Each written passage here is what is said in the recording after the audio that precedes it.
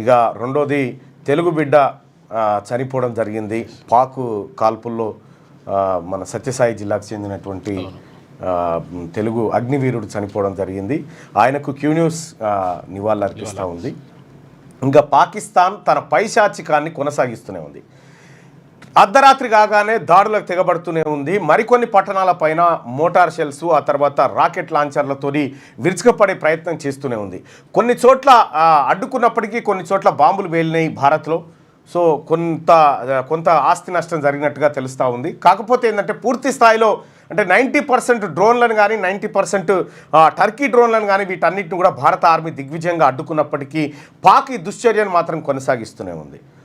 So Pak ఇక్కడ ఉన్నటువంటి పౌరులు లక్ష్యంగా చేస్తూ ఉంటే భారత్ ఉగ్రవాదులు లక్ష్యంగా చేస్తున్నటువంటి పోరాటం కళ్ళ ముందుంటే ఇక పాకిస్తాన్ భారతదేశం మీద మేము దాడులకు దిగడానికి సిద్ధంగా ఉన్నామని ప్రకటించేయడంతో వాతావరణం వేడెక్కింది. ఇవాళ 10-11 గంటలకు భారత్ కూడా ప్రెస్ మీట్ పెట్టబోతా ఉంది. యుద్ధం చేయబోతున్నామా ఏమనేటువంటి అంశాలు చెప్పబోతుంది.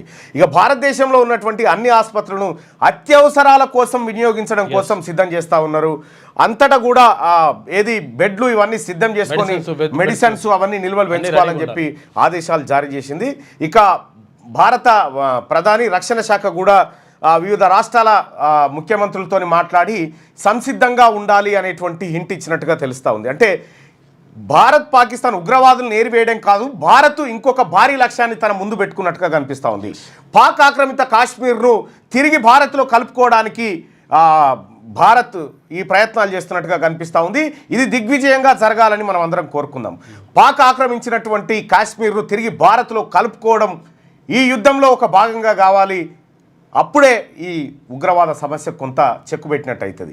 ఎందుకంటే ఈ POKలోనే ఈ ఉగ్రతిష్టలన్నీ జరిగేటువంటి కాబట్టి ఈ ప్రాంతాన్ని ఖచ్చితంగా భారత్ తన ఆధీనంలోకి తెచ్చుకుంటే ఈ ఉగ్రవాదుల బాధలు కొంతమేర తగ్గేటువంటి అవకాశం ఉంది. సో అటు బలూచిస్తాన్కి సంబంధించినటువంటి వాళ్ళు కూడా సుదీర్ఘకాలం నుంచి పోరాటం చేస్తున్నారు.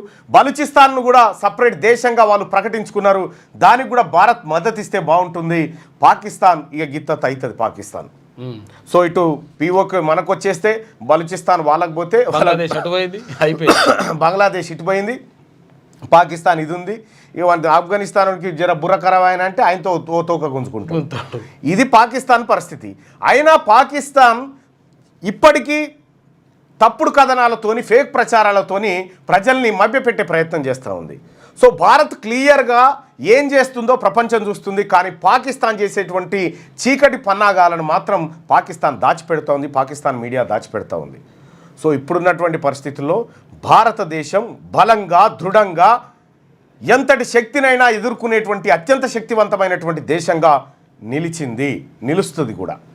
సో కాబట్టి భారత ప్రధానమంత్రి ఇదే అంశం పైన పదే రివ్యూలు పదే సలహాలు సూచనలు తీసుకుంటూ ఈ రక్షణ వ్యవస్థను మరింత పటిష్టం చేసి భారతదేశానికి ఈ దేశ ప్రజలకు భరోసానిచ్చేటువంటి కార్యక్రమం చేస్తూ ఉన్నారు. సో కాబట్టి ప్రజలారా మనమందరం కూడా ఒకే మాట ఒకే బాట, మనందరి లక్ష్యం భారత్ రక్షణే. మీ పిల్లలు IIT MCET లాంటి కాంపిటేటివ్ ఎగ్జామ్స్కి ప్రిపేర్ అవుతున్నారా? జాబ్స్ కోసం చేసే ప్రయత్నంలో విఫలమవుతున్నారా? ఇంగ్లీష్పై పట్టు సాధించలేక పోటీ ప్రపంచంలో వెనుకబడుతున్నారా? స్టేట్ సిలబస్ అయినా సెంట్రల్ సిలబస్ అయినా అన్ని సబ్జెక్టులు ఇప్పుడు ఒక్క క్లిక్లో. షేక్ స్పైకర్ ఇప్పటి వరకు ఎవరు తయారు చేయలేని విధంగా రూపొందించబడిన సరికొత్త యాప్. ఇప్పుడే షేక్ స్పైకర్ యాప్ని ప్లేస్టోర్ నుండి డౌన్లోడ్ చేసుకోండి.